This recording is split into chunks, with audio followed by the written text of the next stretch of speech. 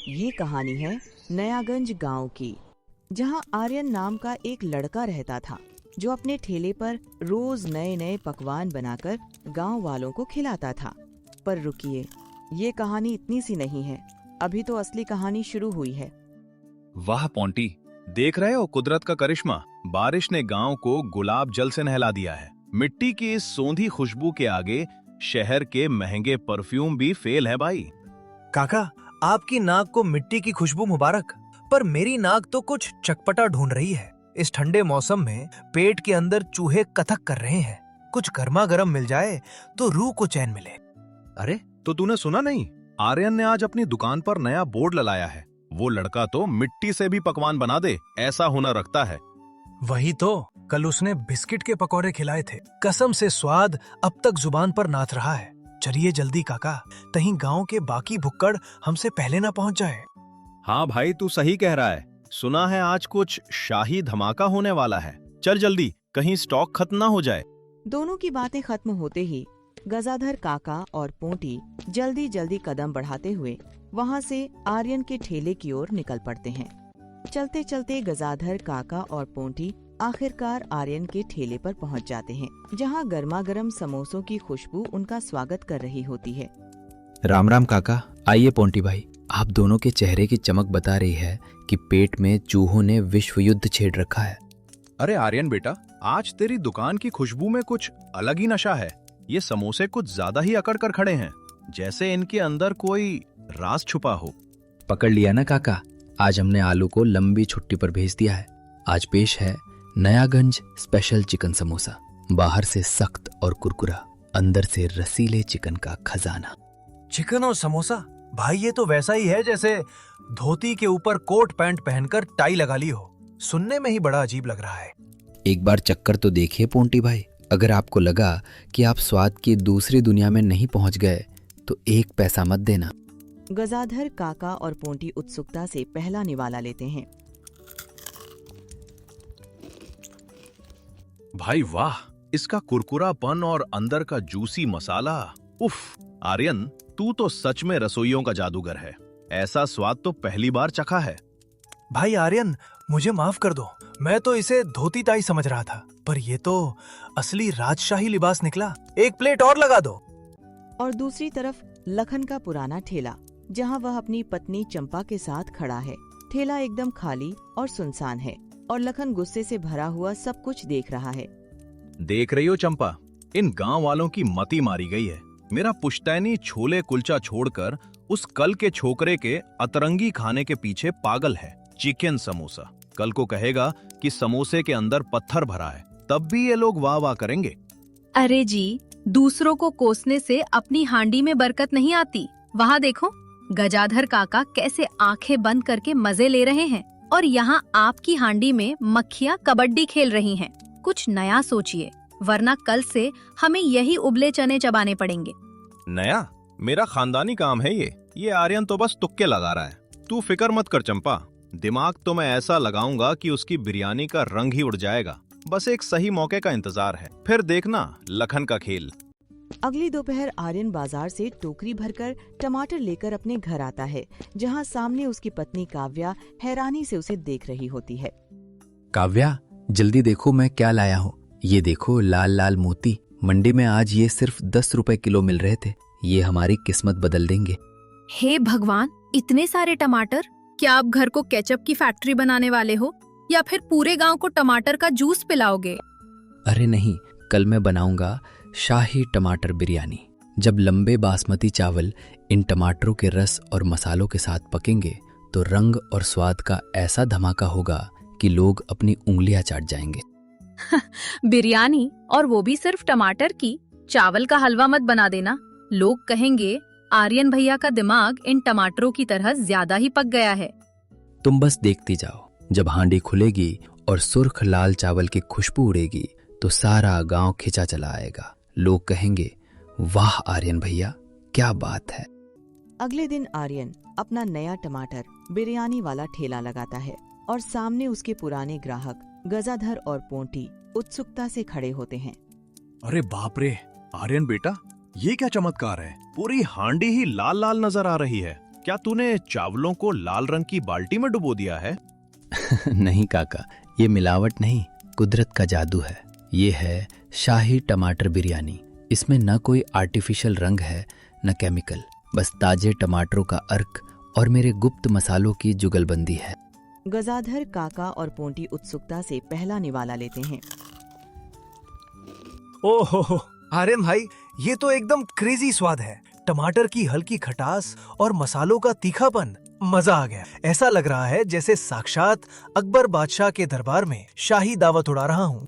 भाई बात तो सच है, चावल का एक एक दाना खिला हुआ है। आर्यन, तूने तो टमाटर को सच में नयागंज का शहंशाह बना दिया। शुक्रिया काका, यही तो खूबी है, सादगी में स्वाद और कम दाम में शाही ठाट। अगली सुबह लखन एक खाली बैग लेकर सब्जी मंडी पहुंचता है, चेहरे पर गुस्सा और मन में जलन लिए। अरे भाई, 100 रुपए की सब्जी, लूट मचा रखी है क्या? यहाँ मेरी दुकान पर चूहे क्रिकेट खेल रहे हैं और तुम लोग भाव बढ़ाए जा रहे हो। क्या चाहते हो, अपना ठेला तुम्हारे नाम कर दूं? लखन भाई, गुस्सा हम पर क्यों निकाल रहे हो? धंधा करना है तो दिल बड़ा रखो। जरा अपने दोस्त आर्यन भाई को देखो, रोज कुछ नया तरंगी बनाते हैं और मजे में रहते हैं। पूरा गांव उनकी लाल बिरयानी का दीवाना है। आर्यन, सुबह से शाम तक बस उसी का नाम जपते रहते हो। क्या उसने तुम सबको घुट्टी पिला रखी है? हर तरफ बस उसी का नाम गूंज रहा है। अगर ये ऐसे ही चलता रहा तो मुझे कटोरा लेकर बैठना पड़ेगा।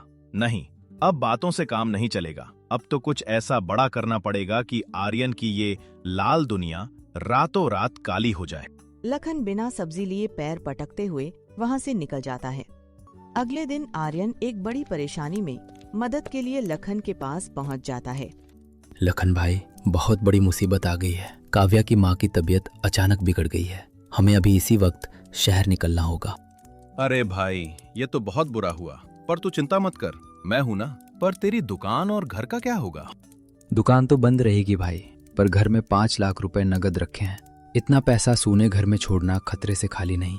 नयागंज में तेरे अलावा मेरा कोई भरोसेमंद दोस्त नहीं है। क्या तू इन्हें रख सकता है? क्या 5 लाख रुपए? भाई, इतने पैसे मेरे घर में भी सुरक्षित नहीं रहेंगे। आजकल चोरों की नजर दीवारों के पार पहुंच जाती है। फिर मैं क्या करूं भाई, बस छूटने वाली है। एक काम करते हैं, क्यों ना इन पैसों को गांव के बाहर उस पुराने पीपल के पेड़ के नीचे गाड़ दें। मिट्टी कभी धोखा नहीं देती। वापस आकर चुपके से निकाल लेना, किसी को कानो कान खबर नहीं होगी। जमीन के नीचे? ठीक है भाई, तुम्हारी बात मान लेता हूँ। आज आधी रात को वहीं मिलते हैं। रात के ठीक 2 बजे का सन्नाटा पसरा हुआ था। गांव के बाहर पुराने पीपल के पेड़ के पास आर्यन चुपचाप गड्ढा खोद रहा था, जबकि लखन पास ही खड़ा होकर चारों तरफ नजरें दौड़ाते हुए उसे देख रहा था। लखन भाई, जरा चौकन्ने रहना। इसमें मेरी पूरी जिंदगी की कमाई है, पूरे 5 लाख रुपए। अगर किसी को भनक भी लग गई तो मैं कहीं का नहीं रहूंगा। अरे शांत हो जा भाई, यहाँ इस वक्त परिंदा भी पर नहीं मारता। तू बस गड्ढा खोदने पर ध्यान दे, तेरी बस छूटने का समय हो रहा है। भाई, इस जगह के बारे में हमारे अलावा किसी तीसरे को पता नहीं चलना चाहिए। तुम्हारी ईमानदारी पर मुझे अटूट भरोसा है। अरे भाई, लखन की जुबान पत्थर की लकीर है। ये मिट्टी माँ की तरह है, अपना राज कभी किसी को नहीं बताएगी। तू बेफिक्र होकर शहर जा, तेरी अमानत यहाँ एकदम सेफ है। शुक्रिया दोस्त, तुम्हारी इस दोस्ती का कर्ज मैं कभी नहीं भूल पाऊंगा। अगले दिन सुबह आर्यन अपनी पत्नी काव्या के साथ गांव छोड़कर शहर के लिए रवाना हो गया। पीछे छूट गई सिर्फ वो जगह और उसमें दफन एक राज। उसी रात लालच से भरे लखन और उसकी पत्नी चंपा दबे पांव उसी गड्ढे के पास पहुंच जाते हैं, जहां मिट्टी के नीचे दफन एक बड़ा राज्य उनका इंतजार कर रहा होता है। माफ करना आर्यन भाई, पर इतनी बड़ी रकम मिट्टी में दबी अच्छी नहीं लगती। ये 5 लाख रुपए मेरे छोले कुलचे के ठेले को लखन विलास रेस्टोरेंट में बदल देंगे। अब तू टमाटर ही बेचता रह जाएगा। देख चंपा, कुबेर का खजाना आ गया। अब हम शहर में कोठी बनवाएंगे और तू रेशम की साड़ियां पहनेगी। सपना तो बड़ा सुंदर है जी, पर जब आर्यन वापस आएगा और खाली गड्ढा देखेगा तब क्या कहोगे? वो तो सीधा आपके पास ही आएगा। कह दूंगा कि मुझे क्या पता, शायद उस पेड़ के भूत प्रेत ने निकाल लिए हों या किसी चोर ने देख लिया होगा। उसके पास क्या सबूत है कि पैसे मैंने लिए? अगले दिन आर्यन गांव लौट आया और उसी रात अपने पैसे लेने पुराने गड्ढे के पास पहुंचा। लेकिन वहां जाकर उसने देखा कि सब कुछ खाली था, मिट्टी के नीचे कुछ भी नहीं बचा था। यह देखकर वह घबरा गया और भागते हुए सीधे अपने घर पहुंच गया। काव्या, हम बर्बाद हो गए। लखन ने हमारी पीठ में छुरा घोंप दिया। वहाँ एक फूटी कौड़ी भी नहीं है। मेरी पूरी जिंदगी की कमाई चली गई। चुप हो जाइए, रोने से पैसे वापस नहीं आएंगे। मुझे पता था कि लखन की नीयत डगमगाएगी, पर अब हम उसे उसी के लालच के जाल में फंसाएंगे। घबराइए मत, बस जैसा मैं कहती हूँ वैसा कीजिए। पर हम क्या कर सकते हैं? उसके पास कोई गवाह नहीं है। लालची इंसान को हराने के लिए उससे भी बड़ा लालच देना पड़ता है। आप अभी लखन के पास जाइए और कहिए कि शहर से आपको 10 लाख रुपए और मिले हैं, जिन्हें आप आज रात उसी पुराने गड्ढे में सुरक्षित छुपाने वाले हैं। क्या? इससे क्या होगा? जब उसे लगेगा कि नया खजाना आने वाला है, तो वो पुराने 5 लाख रुपए वापस उसी गड्ढे में डाल देगा, ताकि आपको शक न हो, और वो कल एक साथ पूरे 15 लाख रुपए साफ कर सके। बस जैसे ही वो पैसे रखे, हम अपना हिस्सा उठाकर निकल लेंगे। अगली सुबह सच और चालाकी की टक्कर का वक्त आ चुका था, जब आर्यन सीधे लखन के ठेले पर जा पहुंचा। अरे आर्यन भाई, आ गए? सासू माँ कैसी हैं? और वो तुम्हारे पैसे ठीक तो है ना? सब ठीक है भाई, तुम्हारी दुआ से सासू माँ भली चंगी है। और पैसों की क्या फिक्र, वो तो तुम्हारी निगरानी में एकदम सुरक्षित ही होंगे। हाँ हाँ भाई, मैं तो रोज वहाँ चक्कर लगाता था। भाई, एक खुशखबरी है। शहर में सासू माँ ने पुश्तैनी जायदाद बेची, जिससे 10 लाख रुपए और मिले हैं। आज रात में वो 10 लाख रुपए भी उसी पुराने पेड़ के नीचे गाड़ने जा रहा हूँ। अब कुल 15 लाख रुपए हो जाएंगे। 10 लाख रुपए और? मतलब पूरे 15 लाख रुपए? हाँ भाई, आज रात 12 बजे तुम भी साथ चलना, मेरा हौसला बना रहता है। तभी लखन के मन में चालाकी भरे ख्याल उमड़ने लगे। अगर उसने गड्ढा खोदा और पुराने 5 लाख रुपए गायब मिले, तो वो हंगामा करेगा और नए 10 लाख रुपए कभी नहीं गाड़ेगा। मुझे अभी जाकर पुराने 5 लाख रुपए वापस रखने होंगे, ताकि वो भरोसा करके नए 10 लाख रुपए भी वही रख दे। फिर मैं एक साथ पूरे 15 लाख रुपए लेकर चंपत हो जाऊंगा। अगली सुबह आर्यन रोज की तरह अपना ठेला लगाता है और देखते ही देखते वहाँ ग्राहकों की भारी भीड़ जुट जाती है। उधर लखन, जो पिछली रात डर के मारे 5 लाख वापस गड्ढे में डालकर पूरी रात इंतजार करता रहा था, बेचैनी और सवालों से भरा हुआ सीधे आर्यन के ठेले पर पहुंचता है। आर्यन, ये क्या मजाक है? मैं रात भर पेड़ के नीचे तुम्हारा इंतजार करता रहा, तुम वो 10 लाख रुपए लेकर क्यों नहीं आए? लखन भाई, रात को मेरा मन बदल गया। मैंने सोचा, जो दोस्त 5 लाख रुपए चुरा सकता है, उसे 10 लाख रुपए का लालच देना ही ठीक है। जब तुम रात को ईमानदारी का नाटक कर रहे थे, मैं और काव्या दूर से सब देख रहे थे।